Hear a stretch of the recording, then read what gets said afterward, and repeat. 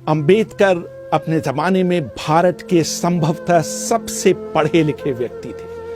उन्होंने मुंबई के मशहूर एल्फिंस्टन कॉलेज से बीए की डिग्री ली थी। बाद में उन्होंने कोलंबिया विश्वविद्यालय और लंदन स्कूल ऑफ इकोनॉमिक्स से पीएचडी की डिग्री प्राप्त की। शुरू से ही वो पढ़ने, बागवानी करने और कुत्ते पालने के शौकीन थे। उस जमाने में उनके पास देश में किताबों का संभवतः सबसे बेहतरीन संग्रह था। मशहूर किताब इनसाइड एशिया के लेखक जॉन गुंथर ने लिखा है कि जब 1938 में मेरी राजगृह में अंबेडकर से मुलाकात हुई थी तो उनके पास 8000 किताबें थी। उनकी मृत्यु तक ये संख्या बढ़कर 35,000 हो चुकी थी। बाबा साहेब अंबेडकर के निकट सहयोगी रहे शंकरानंद शास्त्री अपनी किताब my experiences and memories of doctor Baba Saheb Ambedkar में लिखते हैं, मैं रविवार 20 दिसंबर 1944 को दोपहर 1 बजे अंबेडकर से मिलने उनके घर गया। उन्होंने मुझे अपने साथ जामा मस्जिद इलाके में चलने के लिए कहा। वो इन दिनों पुरानी किताबें खरीदने का अड्डा हुआ करता था। मैंने उनसे कहने की कोशिश की कि दिन के खाने का समय हो रहा है, लेकिन उन पर इसका कोई असर नहीं हुआ। जामा मस्जिद में होने की खबर चारों तरफ फैल गई और लोग उनके चारों ओर इकट्ठा होने लगे। इस भीड़ में भी उन्होंने विभिन्न विषयों पर करीब 2 दर्जन किताबें खरीदी। वो अपनी किताबें किसी को भी पढ़ने के लिए उधार नहीं देते थे। वो कहा करते थे कि अगर किसी को उनकी किताबें पढ़नी हैं तो उसको उनके पुस्तकालय में आकर उन्हें पढ़ना चाहिए। किताबों के प्रति उनकी भक्ति इस हद तक थी कि वह सुबह होने तक किताबों में ही लीन रहते थे।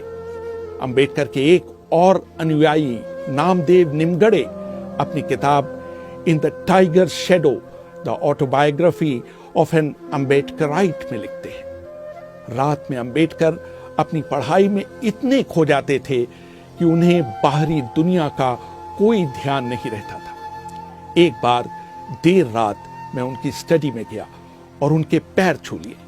किताबों में डूबे अंबेडकर बोले, टॉमी ये मत करो। मैं थोड़ा अचंभित हुआ।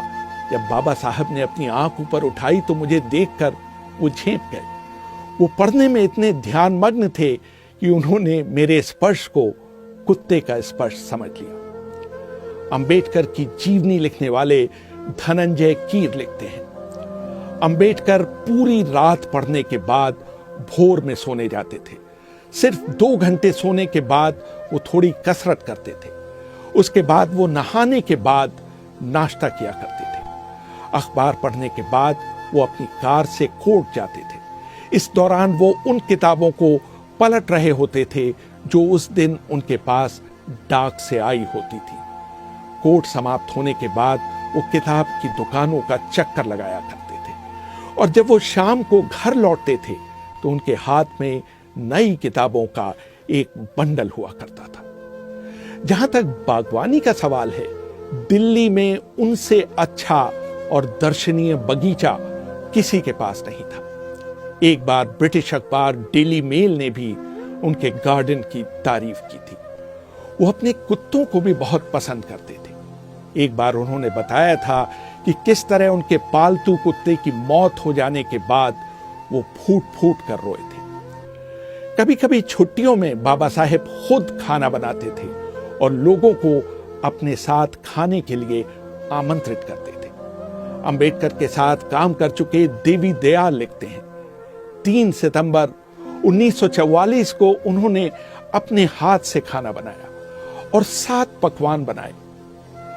इसे बनाने में उन्हें 3 घंटे लगे। उन्होंने खाने पर दक्षिण भारत अनुसूचित जाति फेडरेशन की प्रमुख मीनाम्बल शिवराज को बुलाया। वो ये सुनकर दंग रह गईं कि भारत की एग्जीक्यूटिव काउंसिल के लेबर सदस्य ने उनके लिए अपने हाथों से खाना बनाया है। बाबा साहेब को मूली और सरसों का साग पकाने का बहुत शौक था। अंबेडकर को न तो नशे की किसी चीज का शौक था और न ही वो धूम्रपान किया करते थे। एक बार जब उन्हें खांसी हो रही थी तो मैंने उन्हें पान खाने का सुझाव दिया। उन्होंने मेरे अनुरोध पर पान खाया जरूर, लेकिन अगले ही सेकंड उसे यह कहते हुए थूक दिया कि यह बहुत कड़वा है। वो बहुत साधारण खाना खाते थे, जिसमें बाजरे की एक छोटी रोटी, थोड़ा चावल, दही और मछली के 3 टुकड़े हुआ करते थे। घर पर सुदामा को अंबेडकर के काम में मदद के लिए रखा गया था। एक दिन सुदामा जब देर रात फिल्म देखकर लौटे तो उन्होंने सोचा कि उनके घर के अंदर घुसने से बाबा साहेब के काम में विघ्न पड़ेगा, जो कि उस समय पढ़ने में तल्लीन थे। वो दरवाजे के बाहर ही जमीन पर सो गए।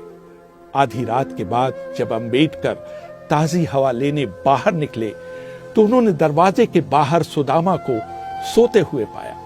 वो बिना आवाज किए अंदर चले गए। जब अगले दिन सुबह सुदामा की नींद खुली तो उन्होंने पाया कि बाबा साहेब ने उनके ऊपर अपना ओवरकोट डाल दिया है।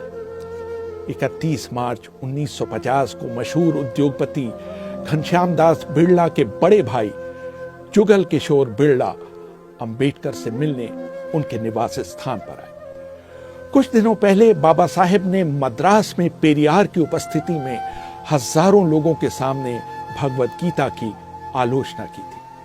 बाबा साहेब के सहयोगी रहे शंकरानंद शास्त्री अपनी किताब my experiences and memories of doctor Baba Saheb Ambedkar में लिखते हैं। बिड़ला ने उनसे सवाल किया कि आपने गीता की आलोचना क्यों की, जो कि हिंदुओं की सबसे बड़ी धार्मिक किताब है। उनको इसकी आलोचना करने के बजाय हिंदू धर्म को मजबूत करना चाहिए था। जहां तक छुआछूत को दूर करने की बात है तो वो इसके लिए 10 लाख रुपए देने के लिए तैयार है। इसका जवाब देते हुए अंबेडकर ने कहा था, मैं अपने आप को किसी को बेचने के लिए नहीं पैदा हुआ हूं। मैंने गीता की इसलिए आलोचना की थी क्योंकि इसमें समाज को बांटने की शिक्षा दी गई है। बाबा साहेब मौज मस्ती के लिए कभी बाहर नहीं जाते थे। उनके सहयोगी रहे देवी दयाल लिखते हैं, हालांकि वो जिमखाना क्लब के सदस्य थे, लेकिन वो शायद ही वहां गए हों। जब भी वो कार से अपने घर लौटते थे तो वो सीधे अपने पढ़ने की मेज पर जाते थे। उनके पास अपने कपड़े बदलने का भी समय नहीं रहता था। एक बार वो एक film a tale of two cities देखने गए। उसे देखते समय उनके मन में कोई विचार कौंधा और वो फिल्म बीच में ही छोड़कर घर लौटकर उन विचारों को लिखने लगे। वो घर के बाहर खाना नहीं पसंद करते थे। जब भी कोई उन्हें बाहर खाने पर ले जाना चाहता था तो उनका जवाब होता था, अगर तुम्हें मुझे दावत ही देनी है तो मेरे लिए घर पर खाना ले आओ। मैं घर से बाहर जाने वाला नहीं। बाहर जाने, वापस आने और व्यर्थ की बातों में मेरे कम से कम 1 घंटा बर्बाद होगा। इस समय का इस्तेमाल मैं कुछ बेहतर काम के लिए करना चाहूं।